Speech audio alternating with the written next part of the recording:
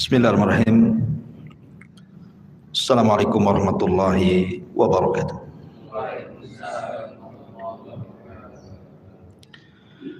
Alhamdulillah wassalatu wassalamu ala Rasulillah wa ala alihi wa sahbihi wa mawalah wa la hawla wa la quwata illa billahi wa ba'du.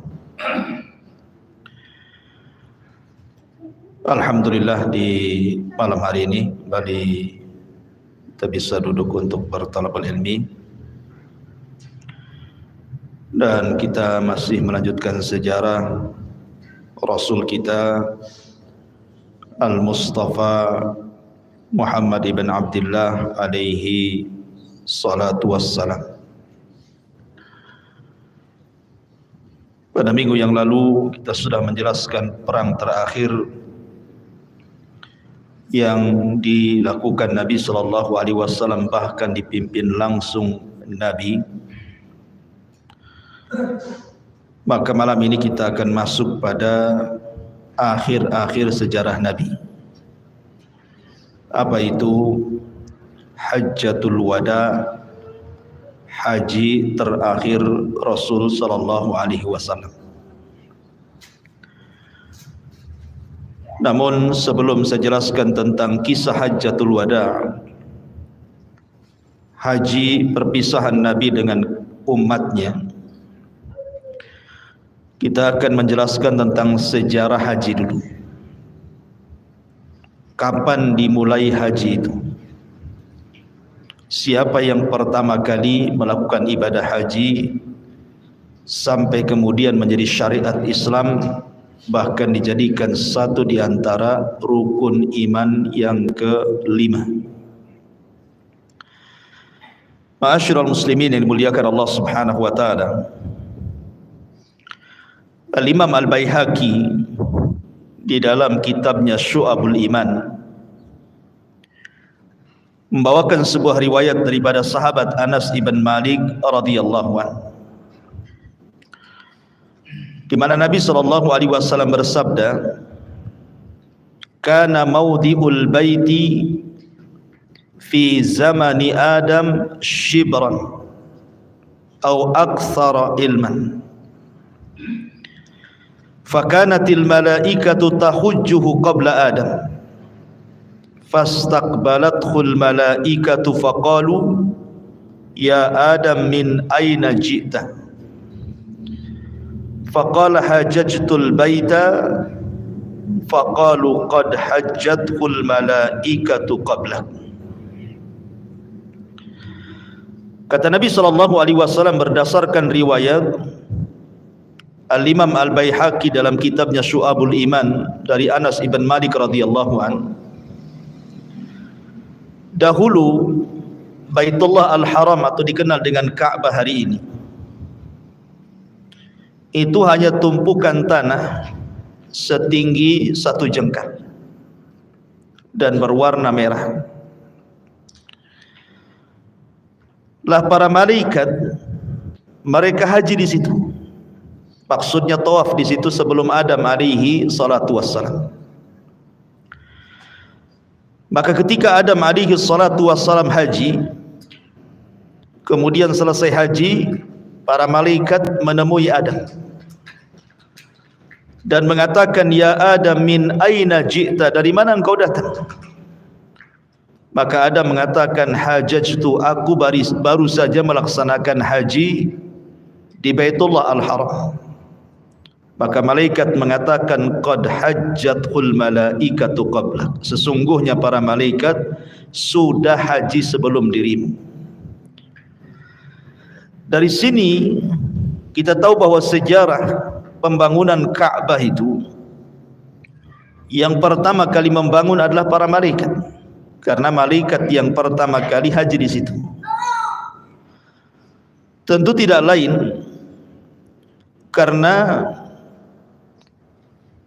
malaikat ketika Allah Subhanahu wa taala menciptakan Adam mengatakan kepada Allah Subhanahu wa taala, ya Rabb, tidak perlu kau ciptakan Adam, cukup turunkan kami ke bumi, biar kami yang bertasbih memuja dan memuji dirimu supaya tidak ada pertumpahan darah dan tidak ada kerusakan di bumi. Tapi Allah Subhanahu wa taala mengatakan, inni a'lamu ma la ta'lamun. Saya lebih paham akan ciptaan Adam dibandingkan kalian wahai para malaikat.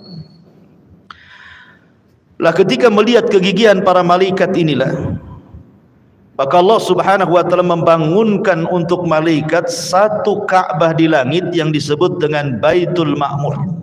Inilah yang pernah dilihat Rasul saat peristiwa Isra dan Mi'raj. Rasul melihat setiap hari yang masuk ke Baitul Ma'mur itu 70.000 malaikat tawaf, kemudian mereka pergi dalam sehari, kemudian besoknya datang lagi dengan jumlah yang sama tetapi malaikat yang baru.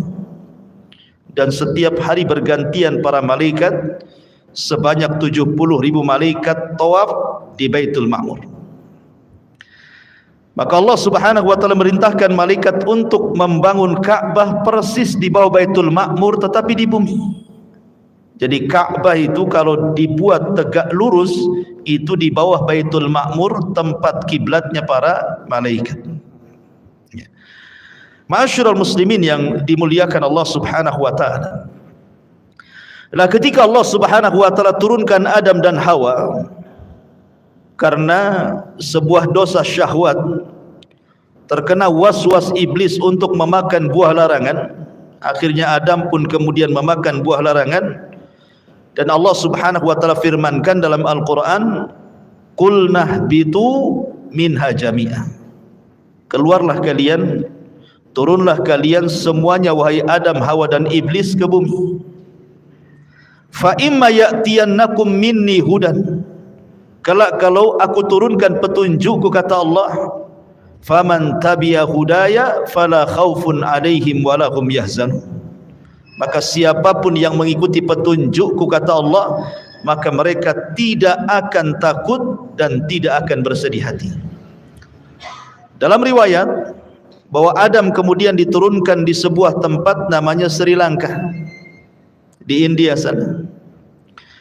Kemudian Hawa diturunkan di Jeddah. Kemudian akhirnya Adam dan Hawa pun saling mencari.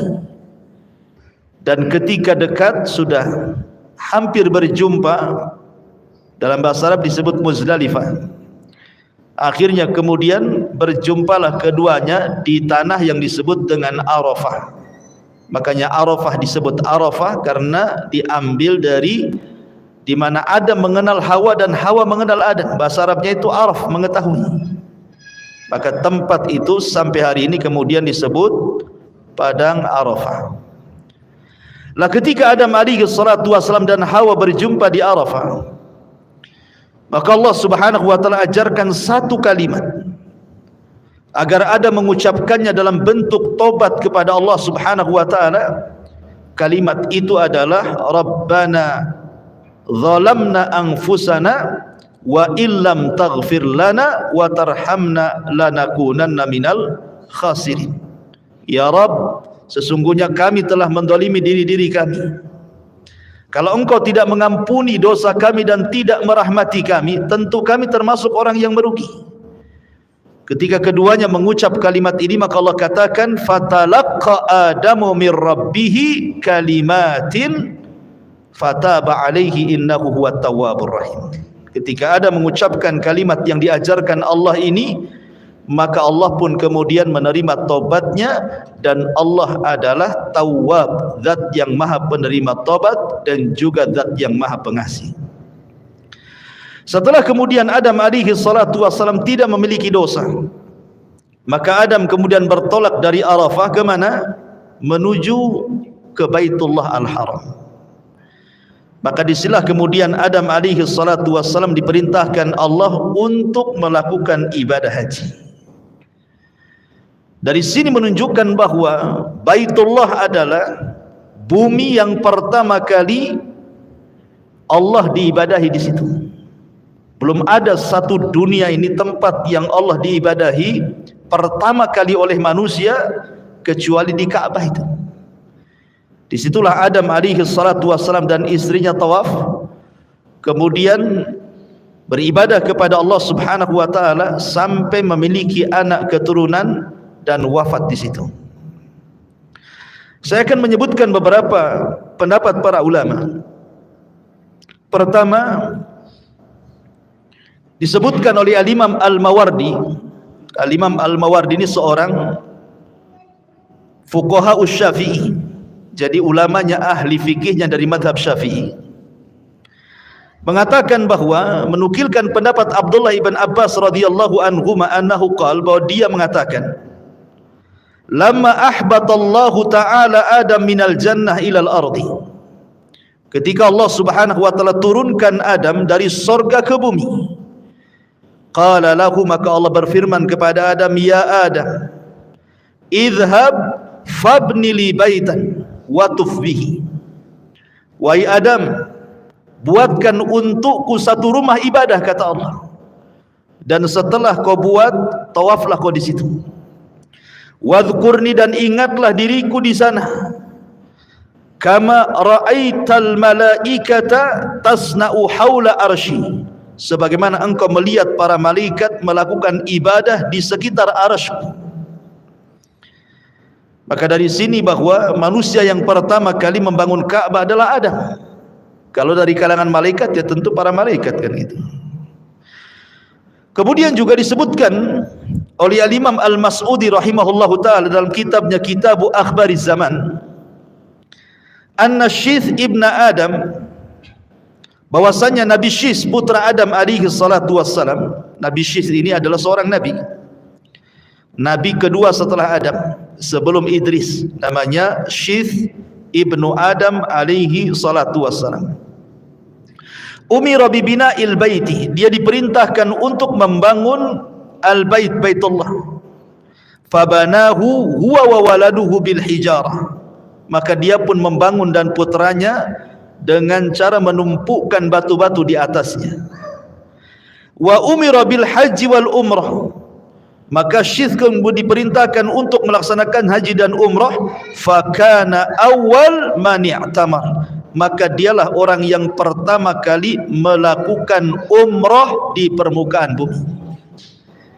Jadi kalau yang pertama kali haji adalah Adam alaihi salatu wassalam, dan yang pertama kali umrah siapa?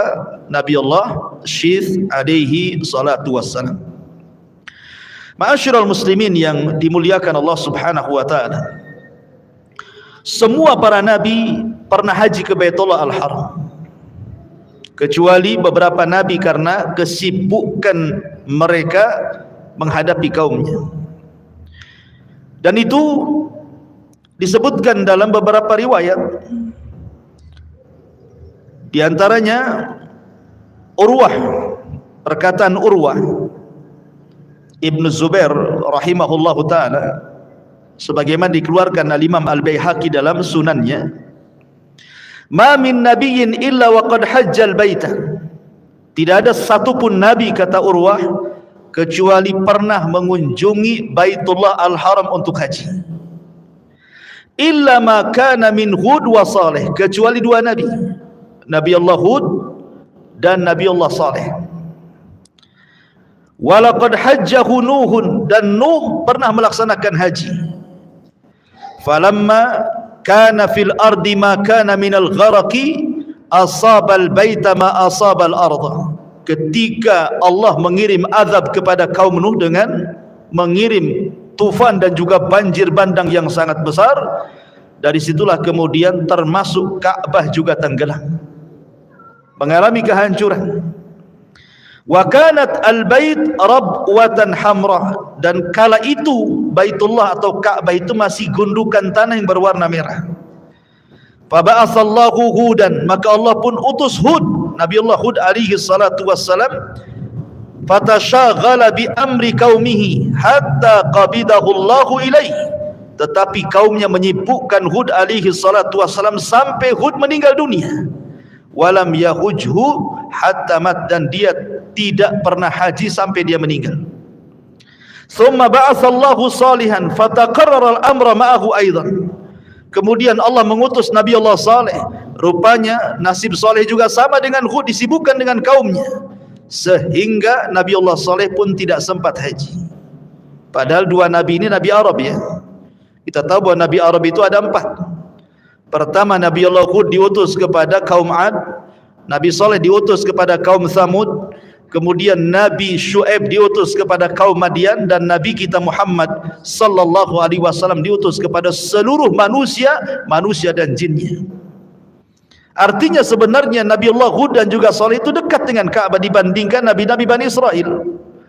Tetapi karena kesibukan keduanya dengan kaumnya yang ingkar luar biasa kepada dua nabi ini, sehingga Allah tidak takdirkan keduanya berangkat haji. Falamma bawwa'a li Ibrahim makanal baiti hajjahu falam yabqa nabiyyun ba'dahu illa hajjah. Ketika kemudian Allah Subhanahu wa taala memerintahkan Ibrahim untuk membangun Ka'bah, maka tidak ada lagi satupun nabi kecuali pernah haji ke Baitullah Al-Haram dan ditutup dengan kenabian Nabi kita Muhammad sallallahu alaihi wasallam. Dari sini menunjukkan tidak ada satupun nabi kecuali haji, kecuali Nabi Allah Hud dan juga Nabi Allah Saleh alaihi salatu wassalam.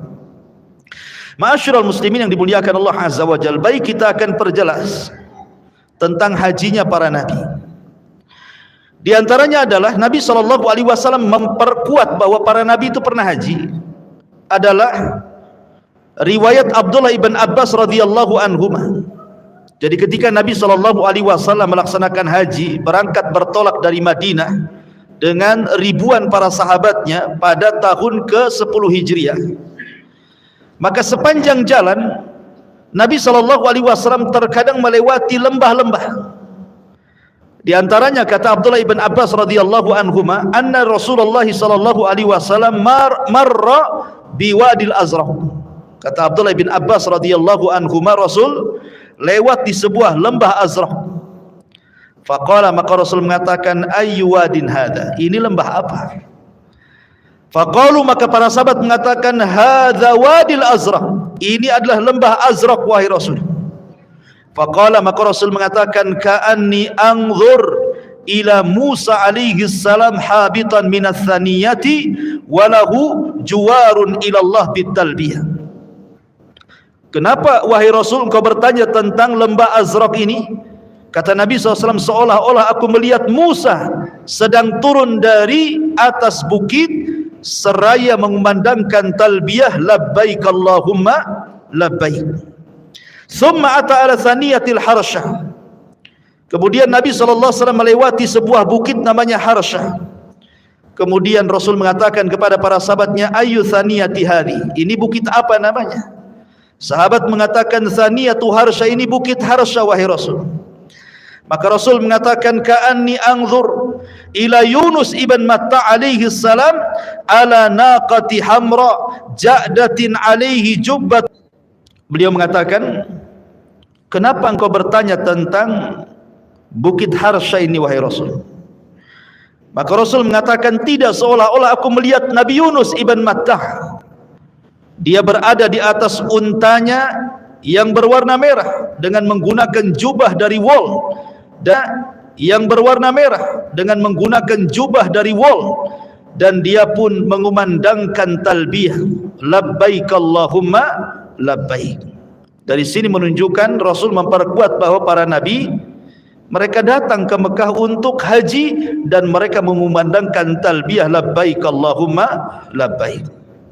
Ma'asyiral muslimin yang dimuliakan Allah Azza wa Jalla, sedikit saya akan bicara tentang khilaf para ulama, perselisihan para ulama supaya semakin jelas lagi. Sebenarnya binaul baitil haram, yang pertama kali membangun Baitullah Al-Haram atau Ka'bah hari ini siapa? Satu pendapat, dan di antara mereka adalah pendapat Al-Imam An-Nawawi, kemudian Al-Imam Al-Azraqi, dan juga Abu Ja'far Al-Baqir mengatakan bahwa yang pertama kali membangun Ka'bah adalah para malaikat. Kenapa demikian? Karena malaikat ingin betul-betul melaksanakan perintah Allah Subhanahu wa taala dengan dibangunkan satu rumah di bumi tepat dengan Baitullah, rumahnya Allah bagi para malaikat yang ada di langit yang disebut dengan Baitul Ma'mur. Ini satu pendapat. Coba anak-anak itu ya, fokus ini. Ditenangkan anak-anak. Kemudian yang kedua, pendapat Al-Imam Atha rahimahullahu taala, pendapat Imam Atha rahimahullahu taala mengatakan bahwa yang pertama kali membangun Al-Bait, maksudnya Al-Ka'bah Baitullah Al-Haram, adalah Nabi Allah Adam alaihi salatu wassalam. Kemudian pendapat yang terakhir adalah pendapat Imam Ibnu Katsir, kemudian Imam Ibnu Taimiyah, kemudian Imam Ibnul Qayyim mengatakan bahwa yang pertama kali membangun adalah Nabi Allah Ibrahim alaihi salatu wassalam. Maksudnya bangunannya, karena dulunya tidak dalam bentuk bangunan, hanya gundukan tanah yang berwarna merah gitu ya. Tetapi yang membangun Ka'bah yang kita saksikan hari ini, baik di YouTube kalau antum melihat ada orang yang sedang haji atau yang pernah haji atau umrah, itu adalah bangunan Ibrahim alaihi salatu wassalam, walaupun pondasinya bukan yang bangun Ibrahim, tapi sudah ada sebelum Ibrahim alaihi salatu wassalam. Dan ini diperkuat dalam firman Allah Subhanahu wa taala, wa idh yarfa'u Ibrahimul qawaida minal baiti wa Ismail. Dan ingatlah ketika Ibrahim meninggikan bangunan-bangunan Baitullah dan juga putranya Ismail. Ma'asyiral muslimin yang dimuliakan Allah Subhanahu wa taala. Kemudian saya akan ulas sedikit tentang para nabi yang pernah haji ke Baitullah Al-Haram. Ada 5 nabi saya akan sebutkan. Pertama, Nabi Allah Adam alaihi salatu wassalam. Nabi Allah Adam alaihi salatu wassalam berdasarkan hadis Ibni Abi Labid dari Muhammad ibn Ka'b al-Quradi, dia mengatakan, hajja Adam falakiyathul malaikatu faqalu barri nusukaka ya Adam. Nabi Adam alaihi salatu wassalam haji, kemudian berjumpa dengan para malaikat. Maka malaikat mengatakan, perbaiki manasik hajimu hai Adam. Dari sini menunjukkan bahwa Adam haji. Kemudian yang kedua, Nuh alaihi salatu wassalam, berdasarkan hadis Urwah ibn Zubair yang tadi saya katakan, walaqad hajjahu Nuh, dan sungguh Nuh juga pernah haji. Dan itu dikeluarkan oleh Imam Baihaqi dalam sunannya. Kemudian yang ketiga, haji Ibrahim alaihi salatu wassalam bahkan setiap tahun. Sebagaimana diriwayatkan oleh ahli sejarah namanya Ibnu Ishaq rahimahullah ta'ala mengatakan, kana Ibrahimu alaihi salam yahujjuhu kulla sanatin alal burh. Adalah Ibrahim alaihi salatu wassalam setiap tahun dia haji dari Palestina menuju Mekah dengan menunggang burh. Kemudian yang keempat, Nabi Musa alaihi salatu wassalam berdasarkan riwayat yang dikeluarkan Imam At-Tabrani dalam Mu'jamul Kabir dari Abdullah ibn Abbas radhiyallahu anhuma, ketika Nabi sallallahu alaihi wasallam salat di Masjid Al-Khaif, dia melihat ada sab'una nabiyan, dia salat bersama 70 nabi, di antara mereka adalah Nabi Musa. Kemudian Nabi SAW mengatakan, seolah-olah aku melihat Musa alaihi salatu wassalam. Kemudian dalam riwayat yang tadi saya sebutkan, juga seolah-olah Musa turun dari ketinggian kemudian bertalbiyah mengucapkan labbaik Allahumma labbaik. Dan yang kelima, hajinya Isa bin Maryam kapan? Ketika nanti turun di akhir zaman. Nabi SAW menggambarkan dalam sebuah hadis, walladzi nafsi biyadihi la yuhilanna ibnu Maryam bifajjir rauha hajan au mu'tamiran. Kata Nabi SAW, demi zat yang jiwaku berada di tangannya, sungguh ibnu Maryam, maksudnya Isa, akan bertalbiyah, dia melaksanakan haji ataupun umrah. Jadi akhir zaman sebelum wafatnya Isa ibnu Maryam, maka dia sempat haji. Dan setelah hajinya Isa bin Maryam, tidak ada lagi orang haji. Ketika tidak ada orang lagi haji, maka datanglah pasukan yang dipimpin oleh Dzu Suwaikotaini, kemudian menghancurkan Ka'bah sampai ke dasar bumi dan diambil pembendaharaannya. Dan itu termasuk tanda-tanda kiamat di akhir zaman, di mana tidak ada orang haji, akhirnya Ka'bah pun dihancurkan. Dan kemudian Dzu Suwaikotaini diserang balik oleh orang-orang Himyar Yaman, akhirnya dapat dikalahkan dan dibunuh. Dan ini adalah cerita akhir zaman. Ma'asyiral muslimin yang dimuliakan Allah Azza wa Jalla, ini sejarah haji tempo dulu. Kita masuk pada haji Nabi sallallahu alaihi wasallam yang ini, pembahasan yang kita akan bahas di malam ini. Ma'asyiral muslimin yang dimuliakan Allah Azza wa Jalla, haji dalam Islam itu adalah sebuah syiar daripada syiar-syiar Allah. Dan siapa yang mengagungkan syiar Allah itu tanda ketakwaan. Wa man yu'azzim sya'airallah fa innahu min taqwal qulub, kan itu. Barang siapa yang mengagungkan syiar-syiar Allah, maka itu bagian daripada ketakwaan. Jadi orang yang haji itu menunjukkan tanda ketakwaan dia kepada Allah Azza wa Jalla.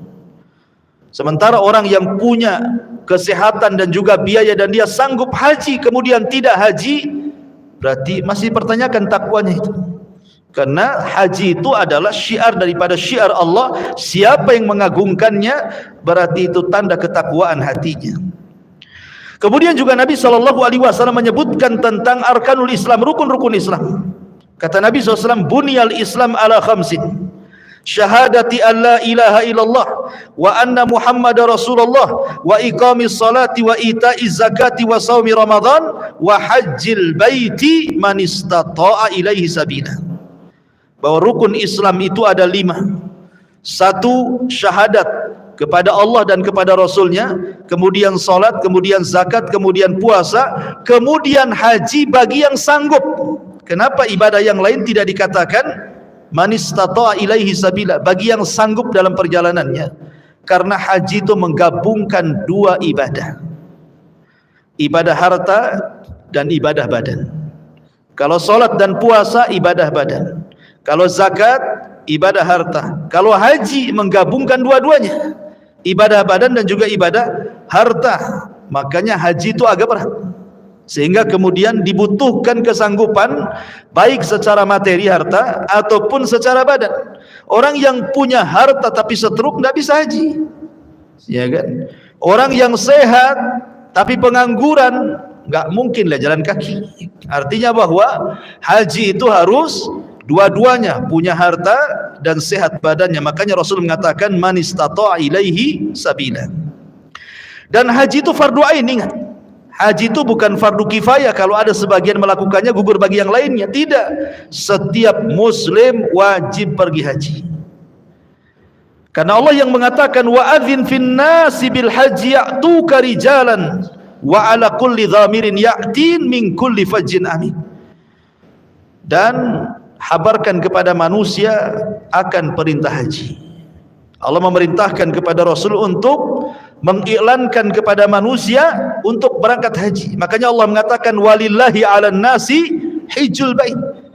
Ya, tuntutan Allah kepada manusia itu agar manusia haji. Haji bagi yang mampu. Dan haji itu secara manasik, secara singkat nanti kita akan jabarkan.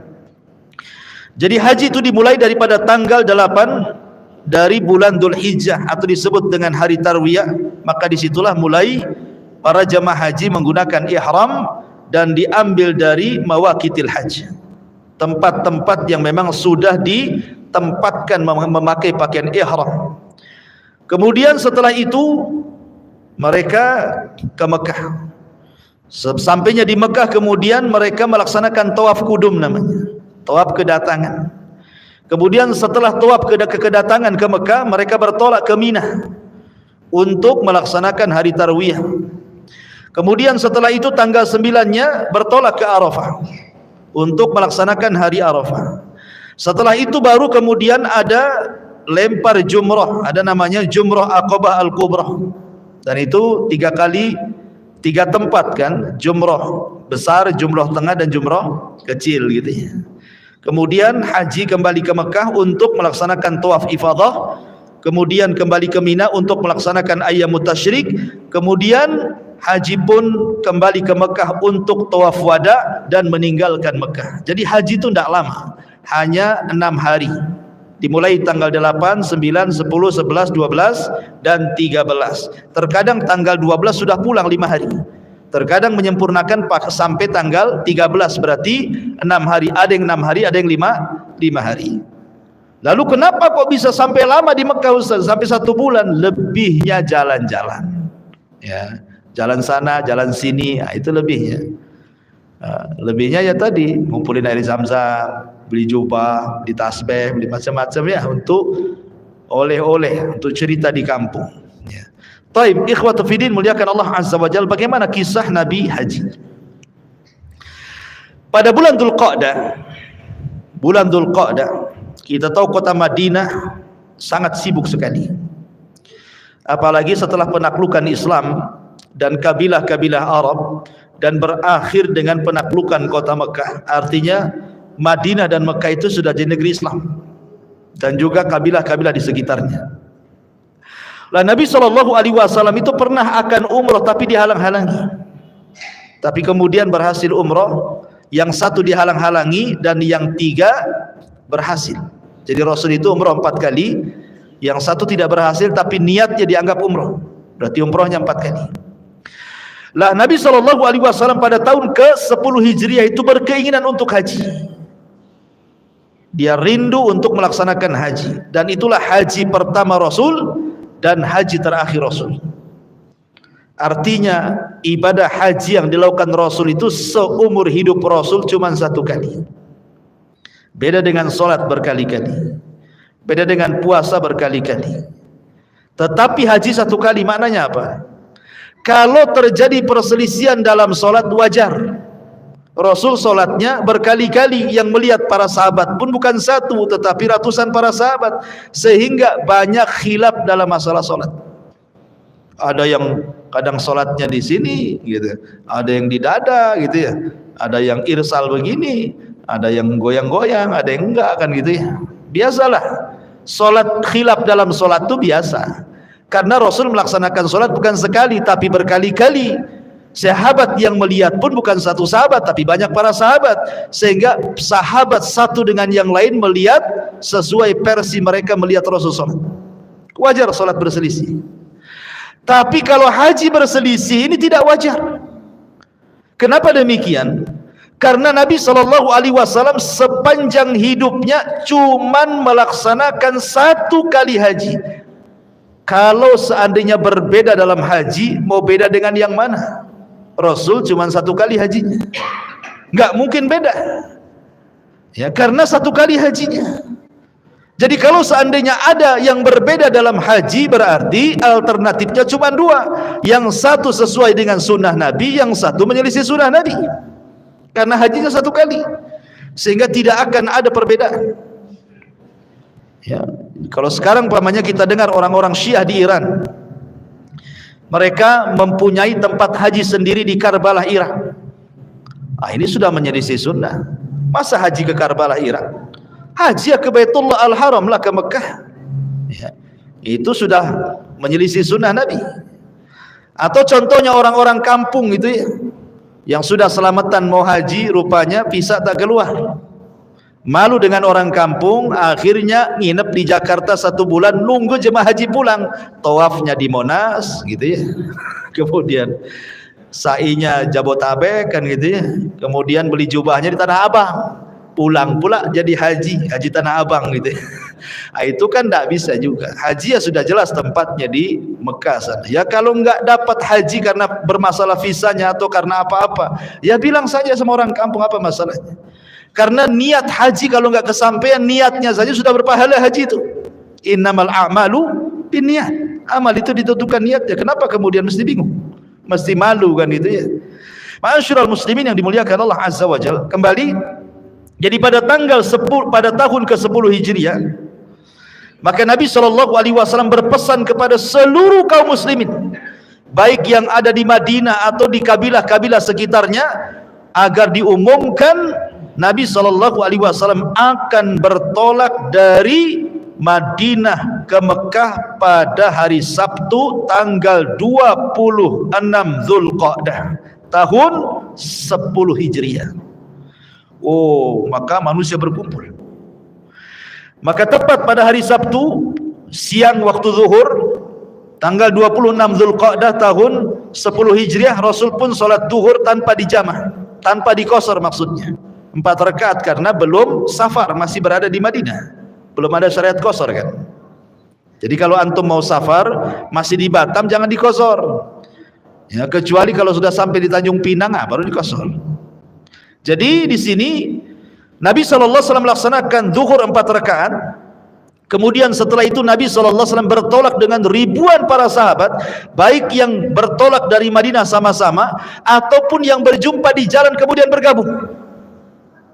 Bayangkan ma'asyiral muslimin, berapa jumlah waktu itu. Sampai-sampai para sahabat Rasul menceritakan ketika Rasul berkhutbah saja pada Hajjatul Wada itu, yang haji bersama Rasul itu sekitar 124.000. Itu yang hadir saat Hajjatul Wada itu. Artinya Islam itu sangat berkembang dalam tempo sesingkat-singkatnya.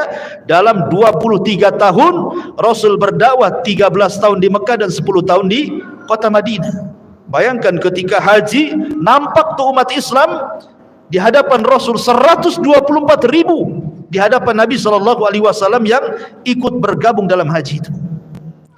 Ma'asyiral muslimin yang dimuliakan Allah Subhanahu wa taala, maka pada tanggal 25 Zulqa'dah, masih tahun ke-10 Hijriah, maka Nabi SAW dan kaum muslimin menghadapkan wajah kendaraan mereka ke arah Masjidil Haram dan mulai bertolak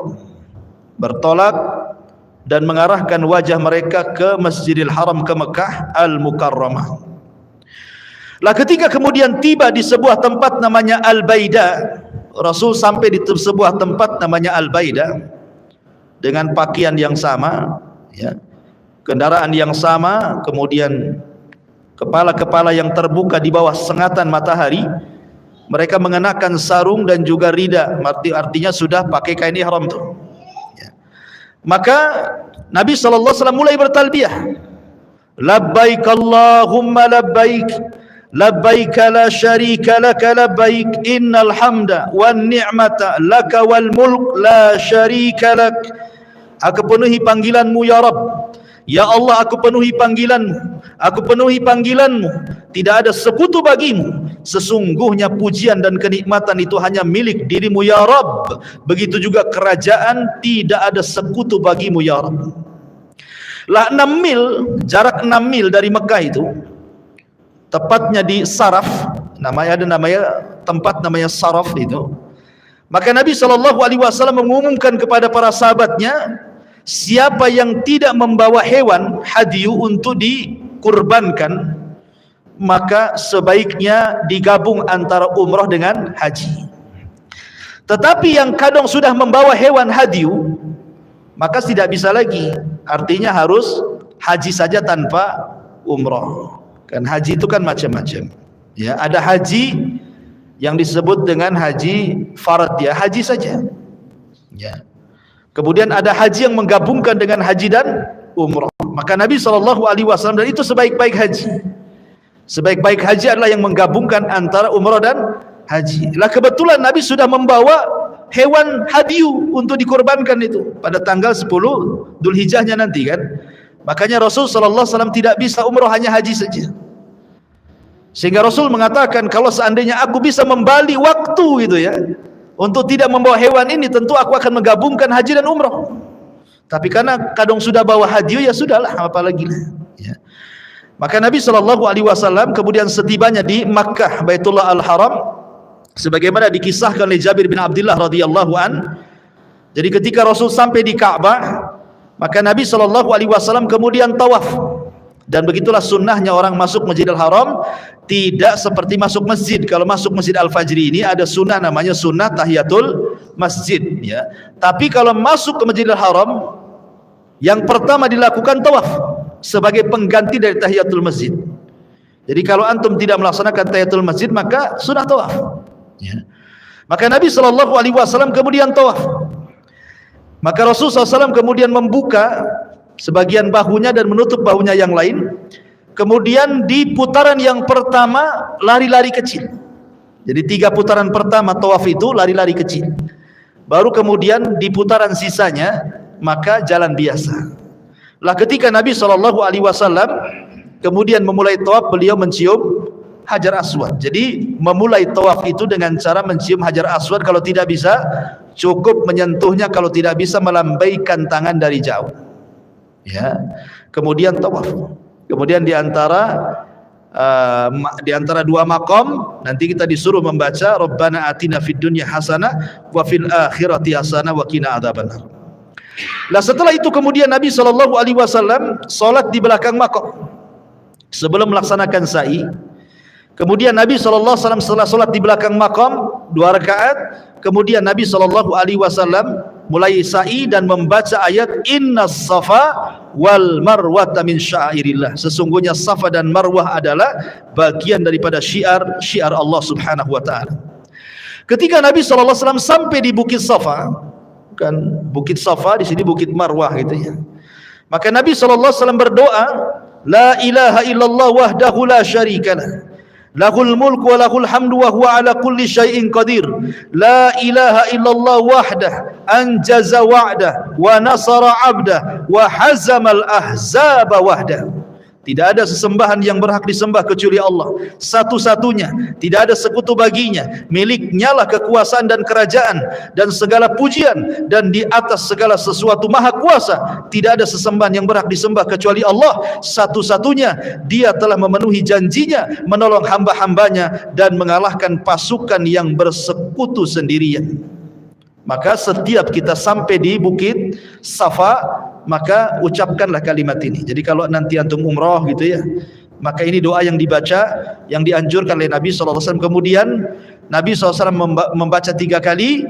Setelah itu kemudian turun menuju Marwah hingga ketika sampai di sebuah lembah, perut lembah. Sekarang sudah nggak ada lagi perut lembah, tetapi di tengah-tengah Safa dan Marwah sekarang dibuat cahaya di situ. Ya, warna hijau. Jadi kalau sudah sampai di situ lari-lari kecil. Sampai di sini lari-larinya nanti jalan lagi biasa, gitu ya. Nanti baliknya gitu lagi. Kalau sudah sampai lampu hijau lari-lari kecil lagi. Kemudian sampai akhir nanti jalan biasa. Nah, begitu ketika sa'i, ya, yang dilakukan Nabi SAW. Akhirnya kemudian Nabi mengatakan bagi yang tidak membawa hadiu, artinya dia boleh langsung tahallul, mencukur rambutnya dan melepas pakaian ihramnya, menunggu tanggal 8 Dzulhijjah untuk haji. Tapi bagi yang tidak membawa hadiu, maka dia tidak boleh melepas ihramnya. Akhirnya kemudian Nabi SAW tepat pada tanggal 8 Dzulhijjah disebut dengan hari Tarwiyah. Inilah start pertama haji, tanggal 8 Dzulhijjah, atau disebut dengan hari Tarwiyah. Kemana Rasul bertolak? Ke Mina. Jadi pertama kali Rasul bertolak ke Mina, maka Nabi SAW kemudian menaiki kendaraannya, qaswahnya, untanya. Kemudian di Mina Nabi SAW salat duhur, asar, maghrib, isya dan juga subuh. Artinya menginap di situ. Ya, menginap di Mina karena dimulai dari salat duhur sudah di sana. Duhur, asar, maghrib, isya, kemudian subuh. Kemudian beliau tinggal di sana sebentar sampai terbit matahari. Lalu setelah terbit matahari pada tanggal 9-nya baru bertolak ke mana? Ke Arafah. Dan Arafah itulah penentu haji. Kata Rasul, Al-Hajju Arafah. Haji itu letaknya di Arafah, gitu ya. Lah setelah kemudian Nabi SAW di Arafah, kemudian beliau mendapati sebuah kubah yang sudah dibuatkan oleh para sahabat di sebuah tempat namanya Namirah, ya, sebuah desa dekat Arafah. Kemudian beliau singgah di sana. Sampai ketika matahari sudah condong ke barat, maka beliau alaihi salatu wassalam minta dibawakan al-quswa, untanya, kendaraannya, lalu disiapkan untuk beliau kemudian menuju perut lembah dan berkhutbah. Ini yang disebut dengan khutbah Arafah namanya. Khutbah Arafah. Makanya kalau orang sedang wukuf nanti banyak ada orang yang sedang ceramah itu ya. Maka Nabi SAW berkhutbah. Inilah yang kemudian dikenal khutbah Hajjatil Wada. Khutbah perpisahan Nabi SAW yang syarat dengan pelajaran. Di situ terkandung tauhid, di situ terkandung akhlak, di situ terkandung ibadah. Pokoknya dalam khutbah ini betul-betul, karena waktu singkat, tentu Nabi SAW tidak memilih tema sembarangan. Nabi akan memilih tema-tema penting dalam khutbah ini karena waktunya singkat. Ya. Dan itu dibukukan khutbah Nabi SAW. Apa saja yang dikhutbahkan Nabi SAW. Setelah Nabi SAW membacakan pujian bagi Allah, Alhamdulillah, nahmaduhu wa nasta'inuhu wa nastaghfiruh wa natubu ilaihi wa na'udzu billahi min syururi anfusina wa min sayyiati a'malina. Man yahdihillahu fala mudhillalah wa man yudlil fala hadiyalah. Asyhadu an la ilaha illallah wahdahu rabbil la syarikalah wa anna Muhammadan abduhu wa rasuluh. Kemudian Rasul mengatakan, usikum ibadallah bitaqwallah wa ahussukum ala ta'atihi wastaftih billadhi huwa khair. Amma ba'du.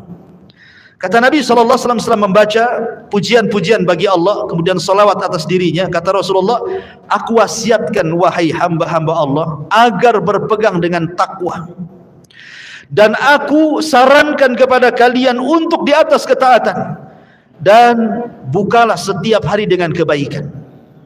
Kemudian kata Nabi SAW, ayyuhan nas isma'u minni wa'qilu fa inni la adri la'alli la alqakum ba'da ami hadha fi mauqifi hadha abada. Kata Nabi SAW, wahai manusia, dengarkan ucapanku, tolong pegang. Karena boleh jadi, kata Nabi SAW, setelah aku berdiri di sini, boleh jadi ini tahun terakhir kalian berjumpa dengan aku. Boleh jadi ini tempat terakhir kalian berjumpa dengan aku. Maknanya seolah-olah Nabi SAW akan berpisah dengan para sahabatnya. Maka sebab inilah hajinya disebut Hajjatul Wada, haji perpisahan. Karena Rasul SAW menyampaikan sebuah perpisahan di sini. Kata Nabi SAW, boleh jadi ini terakhir aku berjumpa dengan kalian di tempat berdiriku ini. Oleh karena itulah dengarkan wahai manusia khutbahku. Kemudian kata Nabi SAW, ayyuhan nas, wahai manusia, inna dima'akum wa amwalakum wa a'radakum alaikum haramun ila an talqaw rabbakum ka hurmati yaumikum hadha fi syahrikum hadha fi baladikum hadha innakum satalqawna rabbakum fas'alukum an a'malikum wa qad balagtum. Kata Nabi SAW, ingatlah darah-darah kalian, harta-harta kalian, kehormatan kalian haram, tidak boleh ditumpahkan sampai kalian menghadap Rabb kalian seperti haramnya hari ini, seperti sucinya hari ini, maksudnya hari Arafah, seperti sucinya bulan ini, maksudnya bulan Dzulhijjah, seperti sucinya negeri ini, maksudnya negeri Mekah. Dan kalian akan berjumpa dengan Rabb kalian, dan Rabb kalian akan bertanya soal amalan kalian, dan katakanlah aku sudah menyampaikan semuanya kepada kalian. Rasul mengingatkan 3 perkara yang sangat penting: soal darah, soal harta, dan soal kehormatan. Ingat, soal darah ini masalah penting. Rasul pertama kali menyampaikan soal pembunuhan darah, ya. Karena bagaimanapun ikhwatu fiddin yang dimuliakan Allah Azza wa Jal, ketika Umar ibn Khattab radhiyallahu an bertanya kepada Hudzaifah soal fitnah yang akan datang kepada manusia bagaikan ombak yang tidak berhenti, dan itu sampai kiamat fitnah ini akan terjadi. Maksud Umar itu adalah fitnah pembunuhan antar sesama muslim. Kata Hudzaifah mengatakan, tidak, selama kau hidup wahai Umar, fitnah tidak akan terjadi. Tapi setelah kematianmu fitnah itu akan terjadi. Makanya setelah Umar bin Khattab betul-betul terjadi fitnah perang saudara, di mana yang pertama kali yang menjadi korban siapa? Khalifah Utsman ibn Affan. Dibunuh dan dibantai secara sadis oleh siapa? Kelompok Sabaiyah, orang-orang Khawarij, orang-orang yang mereka ketika membunuh Utsman bin Affan radhiyallahu an memegang mushaf di kepalanya. Jadi mereka mengalungkan mushaf. Saat membunuh Utsman dia mengatakan, inna hadza amara bihadza, ya, an yadriba bihadza kullaman la yu'minu bihadza, katanya. Sesungguhnya ini maksudnya Al-Quran memerintahkan aku untuk membunuhmu karena engkau tidak beriman dengan Al-Quran. Kurang ajar dia ngomong sama Utsman begitu. Kemudian dibantainya Utsman. Padahal Utsman itu orang yang pertama kali menghatamkan Al-Quran dalam 1 rakaat witir. Coba bayangkan, tidak ada sahabat yang pernah melakukan dalam 1 rakaat witir menghatamkan Quran kecuali Utsman bin Affan radhiyallahu anhu. Makanya dikenal dengan bacaan Qurannya. Dibilang sama Khawarij bahwa Utsman tidak beriman dengan Quran sehingga harus dibunuh berdasarkan Quran. Ya kan? Ini pertama kali pembunuhan. Baru setelah itu terjadi perang antara Muawiyah dengan Ali. antara pasukan Aisyah, Zubair dan juga Tolha melawan pasukan Ali yang disebut dengan perang Jamal. Kemudian setelah itu antara Muawiyah dan Ali disebut perang Siffin. Kemudian setelah itu perang antara Khawarij, antara Ali dan Khawarij yang disebut dengan perang Nahrawan. Kemudian terus peperangan ini akan terjadi, bahkan pembunuhan sesama muslim akan terjadi setiap zaman, apalagi hari ini. Persis yang disabdakan Rasul, orang yang membunuh tidak tahu alasan kenapa dia membunuh, dan orang yang dibunuh lebih bingung kenapa bisa dibunuh. Ya, stres orang sekarang bunuh-bunuhan itu. Gara-gara parkir bunuh-bunuhan, kan itu ya. Gara-gara hutang 200.000 bunuh gitu. Gara-gara rebutan waris bunuh, tersinggung sedikit bunuh. Udah main bunuh aja sekarang ini. Ya. Kemudian istri sakit hati suami selingkuh bunuh. Hati-hati antum. Ya. Ma'asyiral muslimin yang dimuliakan Allah Azza wa Jalla. Jadi sekarang ini mudah sekali pembunuhan ini. Makanya diingatkan oleh Nabi SAW soal urusan darah. Karena urusan darah ini luar biasa dalam Islam ini. Ya. Ma'asyiral muslimin yang dimuliakan Allah Azza wa Jalla, sampai Umar bin Khattab radhiyallahu anhu pernah ngirim surat kepada penduduk Son'a Yaman. Gara-gara kasus apa? Gara-gara kasus pembunuhan. Jadi ada seseorang yang seorang wanita yang ditinggal suaminya kerja. Lah wanita ini tidak punya anak dari suaminya, tapi suaminya punya anak. Artinya bawa anak bawaan dari suaminya. Suaminya gadis menikah dengan seorang duda punya anak. Akhirnya oleh dudanya ini ditinggal kerja. Kesepian wanita ini, akhirnya selingkuh dengan tetangganya. Ketika selingkuh ketahuan sama anak bawaannya, akhirnya merencanakan untuk dibunuh anak bawaannya ini. Dan betul-betul dibunuh. Dia, kemudian juga selingkuhannya, kemudian orang bayarannya dan pembantunya. 4 orang berserikat membunuh anak bawaannya ini. Akhirnya kemudian jasadnya dilempar ke sungai. Kemudian wanita ini pura-pura, padahal dia yang membunuh, pura-pura pula dia kehilangan anaknya. Nah begitulah orang yang menutupi kesalahan kan, pura-pura bukan dia yang bunuh. Akhirnya sampailah kasus ini kepada Khalifah Son'a, Gubernur Son'a yang ditempatkan Umar di situ. Kemudian akhirnya ketahuan sumur tempat pelemparan jasad anaknya. Dia setelah diselidiki, kemudian semua tertangkap pelakunya, mulai dari wanita itu, kemudian selingkuhannya, kemudian laki-laki bayarannya untuk membunuh, termasuk pembantunya, dan dikisos 4-4-nya. Kemudian Umar marah dan mengirim surat kepada penduduk Son'a, kalau kalian penduduk Son'a bersyirikat untuk membunuh orang itu, anak kecil itu, kalian kubunuh semuanya. Bayangkan ya. Artinya dalam Islam itu yang dibunuh sebagai kisos itu bukan yang eksekutor saja, tapi yang merencanakan pun terkena, gitu maksudnya. Jadi kalau seandainya nih ada 10 orang ya merencanakan membunuh si A, yang membunuh 1 orang, tapi karena 10 orang ini merencanakan, semua dibunuh. Begitulah hukum Islam. Makanya Umar bin Khattab mengatakan, kalaulah seluruh penduduk Son'a Yaman merencanakan pembunuhan kepada anak itu, ku bunuh semuanya, kata. Lihat, begitu dahsyatnya hukuman darah dalam Islam gitu ya. Makanya Rasul mengingatkan di khutbah pertamanya soal darah. Kemudian soal harta. Soal harta, ya. Karena harta ini penting, betapa banyak orang-orang yang kemudian mengambil hak orang lain. Baik disengaja atau tidak disengaja, dan kebanyakan disengaja. Seperti apa? Seperti para pedagang. Ngurang-ngurang takaran, ngurang-ngurang timbangan, ngurang-ngurang meteran, itu kan ngambil hak orang tuh. Harusnya 1 kilo dikurangi setengah on kan itu. Jadi 1 kilo kurang setengah on jadinya kan. Harusnya kain 1 meter dikurangi 1 senti. Jadi 90 senti jadi kan itu ya. Ngambil hak orang lain kan itu. Sama dengan merampok, tetapi seolah-olah dia sedang berjual beli. Apalagi sekarang ini ada timbangan, ingat ya, ada timbangan, bukan timbangan kayak dulu. Sekarang ini pakai elektrik kan gitu ya. Ada angkanya, taruh buah-buahan di situ, angkanya keluar semua situ. Nah, itu lebih teliti lagi harusnya. Ya. Harus lebih teliti karena kadang-kadang nih ini barang baru diletak nih, ini masih jalan, udah diambil sekian kan. Subhanallah kan. Ini ngambil, itu yang paling mudah contohnya ngambil hak orang itu kayak gitu coba. Ya kalau yang merampok, yang maling, yang copet itu udah karuan lah kan gitu. Nah, ini kan yang jelas-jelas yang hidup di pasar itu. Ya. Makanya Rasul mengingatkan soal harta, nggak boleh kalau sudah mengucapkan 2 kalimat syahadat, nggak boleh diambil haknya. Harta dia. Ya. Kemudian yang ketiga soal kehormatan, ini yang paling banyak di masyarakat. Ya, orang yang menggibah saudaranya, mencaci maki saudaranya, merendahkan, menghina, takabur dan begitu seterusnya.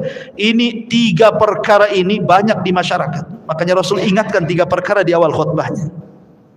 Kemudian yang kedua kata Nabi SAW, ayyuhan nas, wahai manusia, inna rabbakum wahid, ala la fadla li arabiyyin ala a'jamiyyin wala li a'jamiyyin ala arabiyyin wala li ahmar ala aswad wala li aswad ala al ahmar illa bi taqwallah inna akramakum indallahi atqakum. Wahai manusia, Rabb kalian itu satu. Kita ini punya satu Tuhan, tidak perlu cari-cari Tuhan yang lain. Tuhan kita satu Allah. Bapak kita juga satu, namanya Adam. Kita semua dari Adam. Tuhan kita satu, sehingga jangan dibeda-bedakan. Mau anda orang Arab, mau anda non-Arab, mau anda berkulit merah, mau anda berkulit hitam, mau anda berkulit putih, tidak ada beda kata Rasul. Yang membedakan kalian hanyalah taqwallahi azza wa jalla. Kemudian Rasul membacakan ayat, inna akramakum indallahi atqakum. Paling mulia di antara kalian di sisi Allah adalah orang yang bertakwa. Jadi tidak perlu saling mengejek. Jangan merasa Arab kemudian lebih tinggi dibandingkan non-Arab gitu. Ataupun sebaliknya. Karena Islam itu tidak memandang perkara kesukuan, perkara kekayaan, perkara pangkat dan jabatan. Semua di hadapan Allah itu sama. Semua di hadapan Allah sama. Makanya ketika manusia dibangkitkan pada hari kiamat kata Rasul, yuhsyarun nas yaumal qiyamah khufatan uratan ghurlan buhman. Pada hari kiamat manusia akan dibangkitkan tanpa alas kaki, kembali tidak dikhitan, tidak pakai pakaian di badan, dan tidak membawa harta sama sekali yang pernah dia miliki di dunia. Mau dia orang kaya, mau dia orang miskin, mau dia pejabat, mau dia rakyat, mau dia siapapun, dibangkitkan sama di hadapan Allah. Lalu apa yang dipertanggungjawabkan? Takwa kita yang dipertanggungjawabkan di hadapan Allah. Kemudian Nabi SAW yang ketiga mengatakan, faman kanat indahu amanah falyuaddiha ila man i'tamanahu 'alaiha wa inna kulla riban mawdu'un walakinna lakum ru'usu amwalikum la tadlimuna wa la tudlamun. Wa qadallahu annahu la riban wa inna riba ammil Abbas ibni Abdul Muttalib mawdu'un kulluhu wa anna kulla damin kana fil jahiliyati mawdu'un wa inna awwala dima'ikum adau damu Amir ibni Rabi'ah ibn al-Haris ibni Abdul Muttalib fahuwa awwal ma abda'u bihi min dima'il jahiliyah.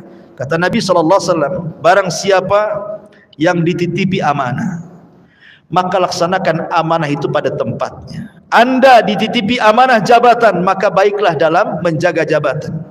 Anda dititipi kekayaan, maka baiklah mengelola kekayaan. Karena malun soleh li rajulin soleh, harta yang baik itu kalau dikelola orang baik. Anda dititipi anak, maka perbaikilah, didik mereka anak-anak itu. Pokoknya apapun amanah dari Allah, laksanakan. Kemudian kata Nabi SAW, ingat, seluruh riba aku hapuskan dengan kedatangan. Karena di zaman jahiliyah itu terkenal yang disebut dengan riba nasyiah. Dalam bahasa kita ini rentenir. Kalau pinjam 1 juta harus kembalikan 1.200.000 kan itu ya. Kalau pinjam 5 juta harus dikembalikan 6 juta. Itu orang-orang jahiliyah seperti itu di zaman Nabi. Maka Rasulullah SAW mengatakan, ingat bahwa kalau kalian pinjam-meminjam, cukup diambil uang pangkalnya saja. Kalau memang meminjamkan 500, diambil 500, jangan dilebihkan kata Nabi. Kalau minjam 5.000, maka ambil 5.000, jangan dilebihkan. Ambil pokok daripada harta itu saja. Jangan mendolimi dan jangan mau didolimi.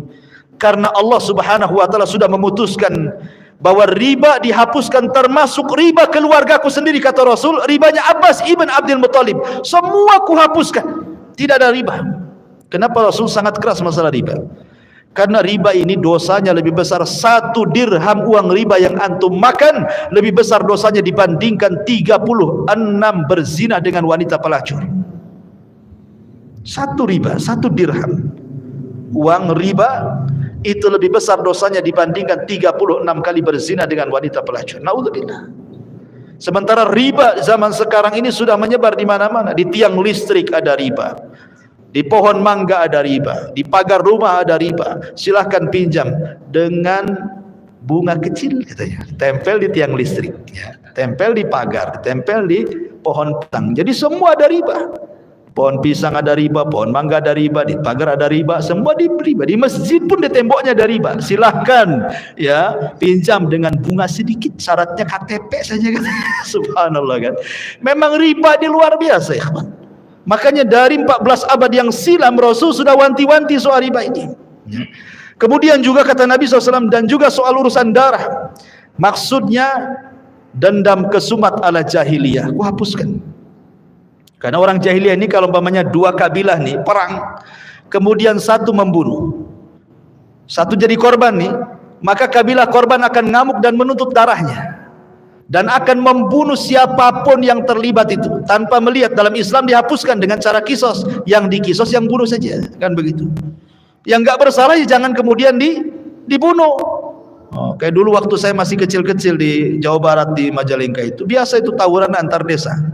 Ini kalau ada anak sekolah kemudian digebukin gitu kan, sampai bonyok, sampai masuk rumah sakit. Besoknya nih preman desa sebelah itu nunggu anak desa sebelah. Tak kira dia siapa, mau orang tua, mau apa, penting dari desa itu digebukin juga. Padahal nggak salah itu. Harusnya digebukin yang ngebukin kan gitu ya. Ini orang nggak tahu menahu soal penggebukan, itu kena gebuk juga coba.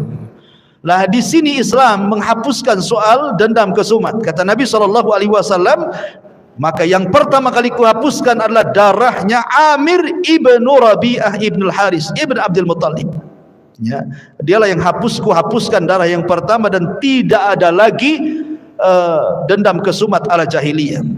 Kemudian kata Nabi SAW, amma ba'du ayyuhan nas, fa inna syaitana qad ya'isa an yu'bad bi ardikum hadhi abada walakinnahu in yuti fi ma siwa dhalik walakinnahu in yuta'a fi ma siwa dhalik faqad radiya bihi mimma tahkiruna min a'malikum fahdharuhu ala dinikum.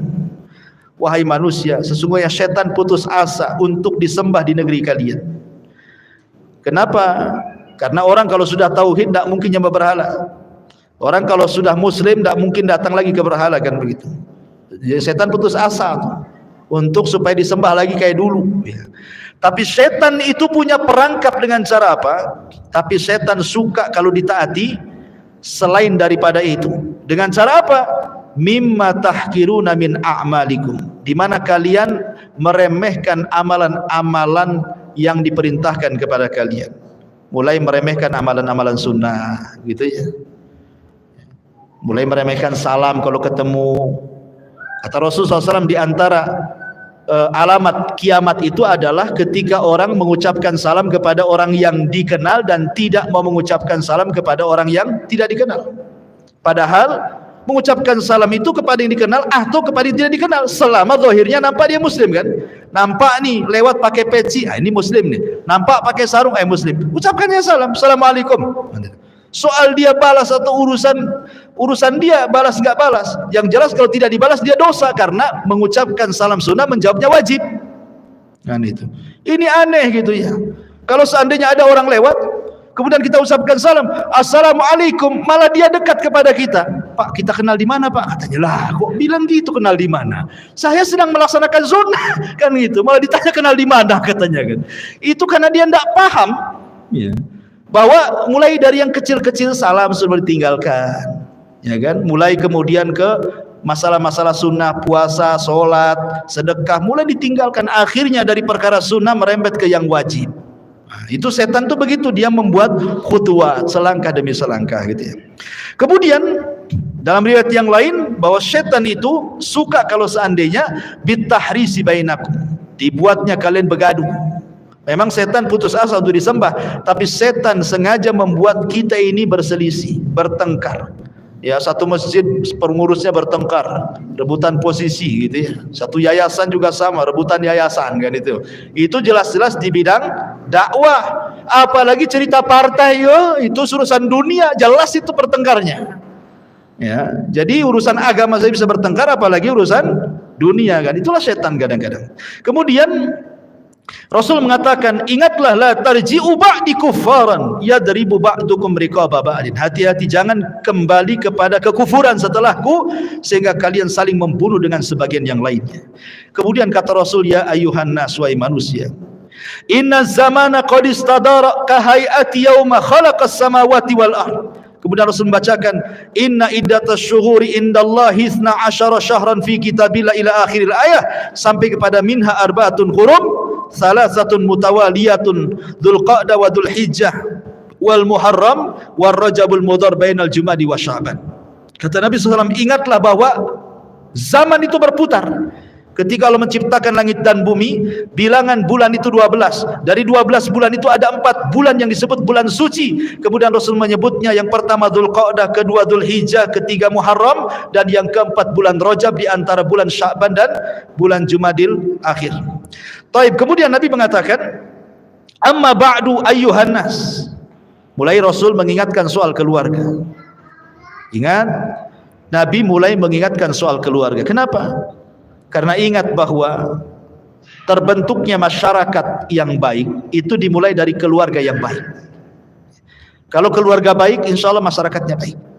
Tapi kalau keluarga tidak baik, masyarakatnya tidak akan baik. Karena masyarakat itu muncul dari keluarga. Bangsa yang baik itu kalau masyarakatnya baik, dan masyarakat yang baik kalau keluarganya baik.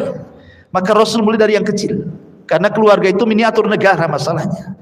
Apa kata Nabi SAW? Ayyuhan nas, inna linisaikum alaikum haqqa walakum alaihinna haq. Ingat, masing-masing kalian punya hak, wahai suami istri.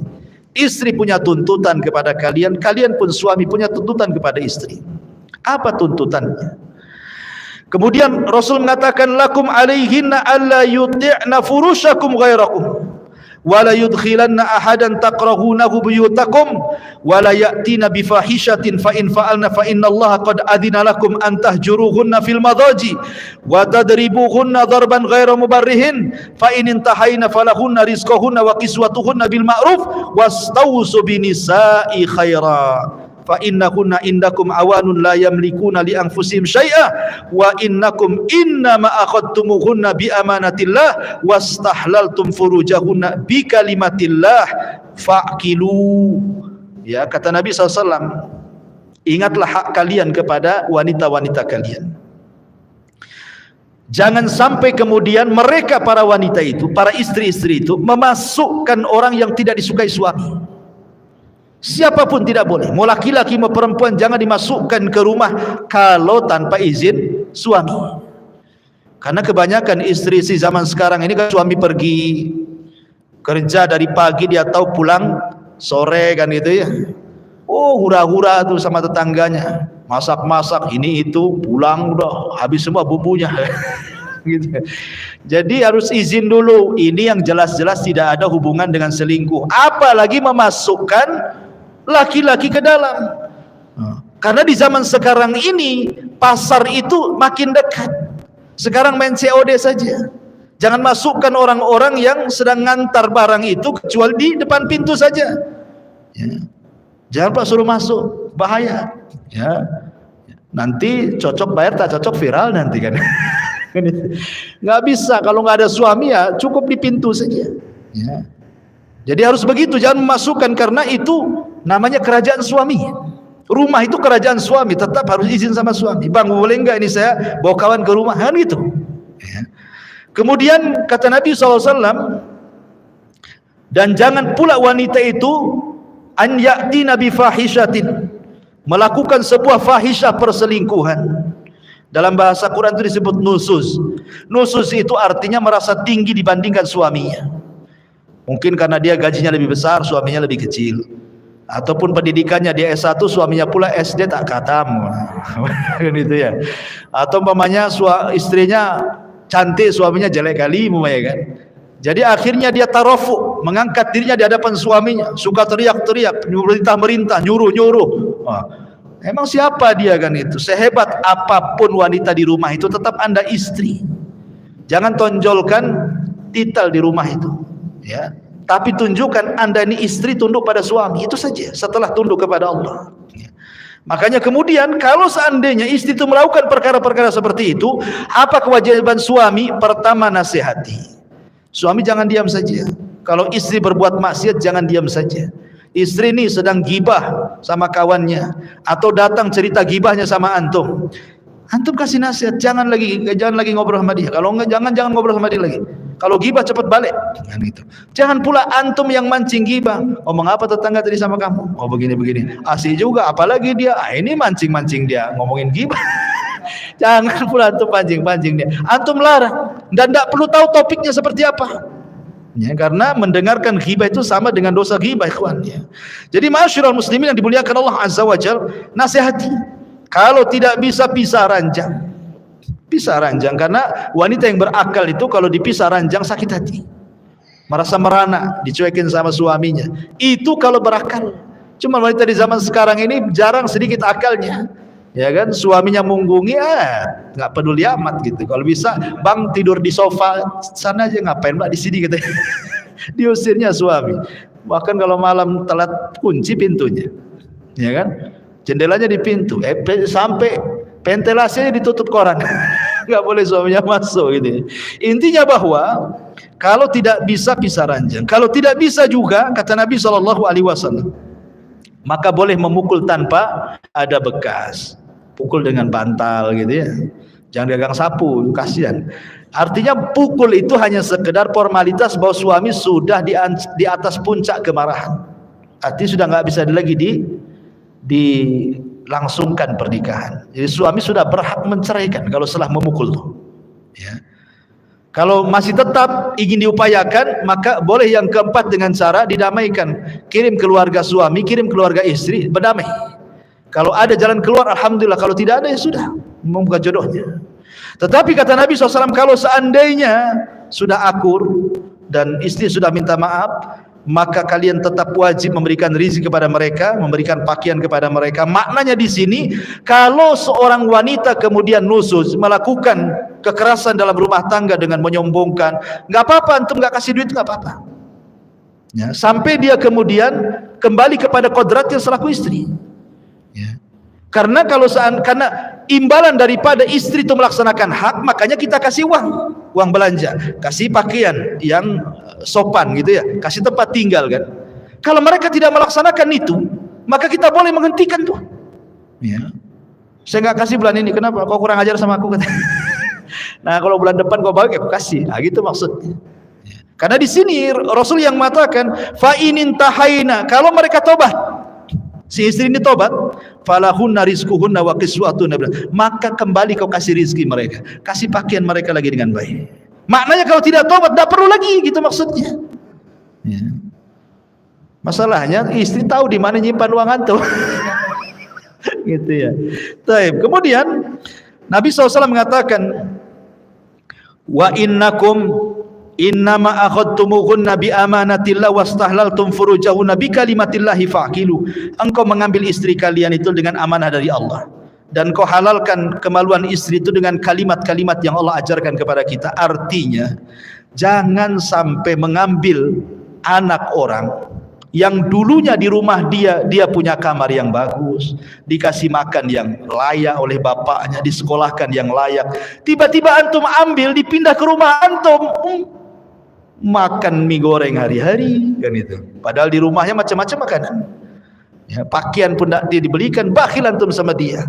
Enggak layak minum, enggak layak makan, enggak layak pakaian, enggak layak. Jangan seperti itu maksudnya. Antum ngambil dia, antum tidak membesarkan dia. Apa antum besarkan istri antum dari orok sampai dia dewasa? Tidak, yang membesarkan orang tuanya. Sampai disekolahkan sama orang tuanya. Tiba-tiba antum ambil, antum hinakan dia, kan kurang ajar antum namanya. Gitu maksudnya ya. Jadi satu sisi pun hargai wanita. Makanya Rasul mengatakan fastausu binisa'i khairan. Maka aku wasiatkan kepada kalian berbuat baiklah kepada istri-istri kalian. Kemudian Rasul mengatakan qad taraktu fikum ma in i'tasamtum bihi falan tadillu abada.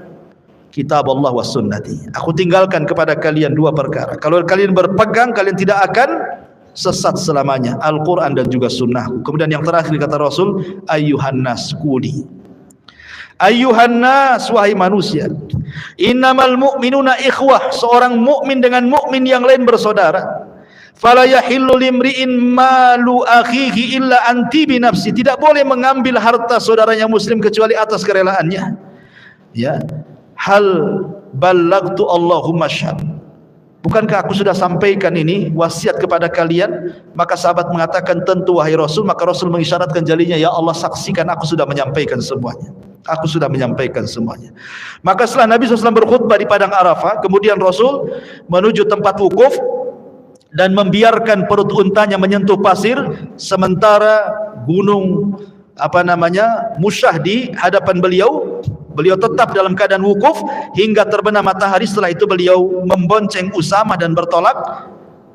Kepala beliau menunduk sampai menyentuh punggung Quswa. Beliau berkata kepada jamaah haji, perlahan-perlahan, perlahan-perlahan wahai manusia.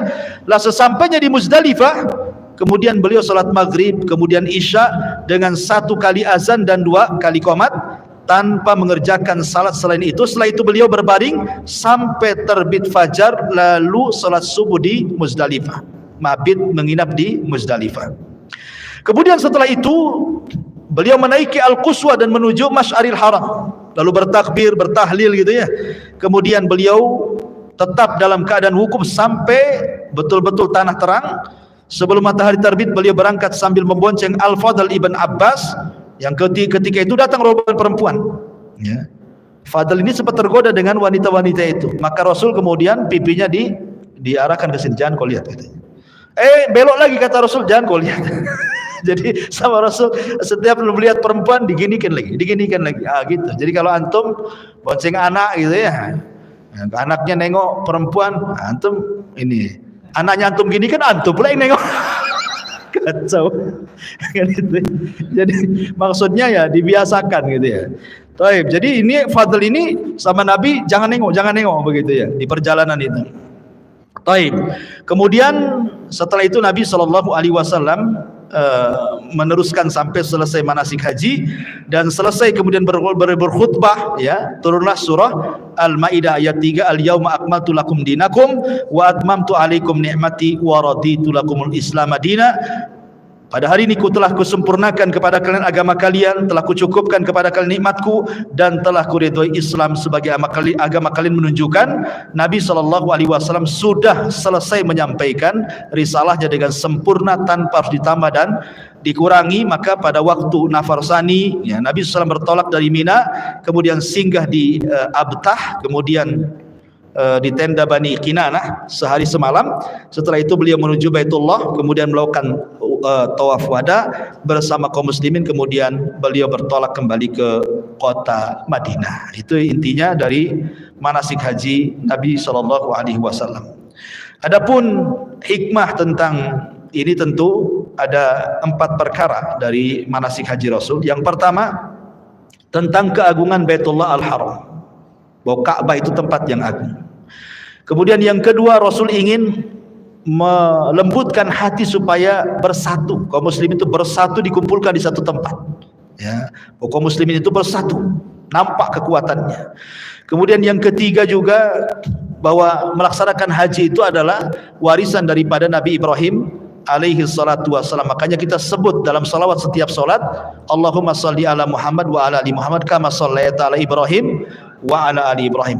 Kemudian yang terakhir di sini ada i'lan tauhid. Bagaimana tauhid itu dibesarkan dengan menyebut labbaik Allahumma labbaik, labbaik la syarika lak labbaik, innal hamda wan ni'mata laka wal mulk la syarika lak. Menunjukkan talbiyah tentang syiar tauhid yang dikumandangkan baik orang yang umroh ataupun yang haji. Wallahu alam. Saya kira ini secara singkat kisah haji tempo dulu sampai kepada Hajjatul Wada Nabi SAW. Mudah-mudahan ada manfaatnya, dan mungkin tinggal 2 kali pertemuan lagi sejarah ini ya. Jadi paling 2 kali pertemuan, nanti kita cari kitab yang lain yang cocok. Subhanallah bihamdika asyhadu an la ilaha illa anta astaghfiruka wa atubu ilaik. Allahu ta'ala alam. Assalamualaikum warahmatullahi wabarakatuh.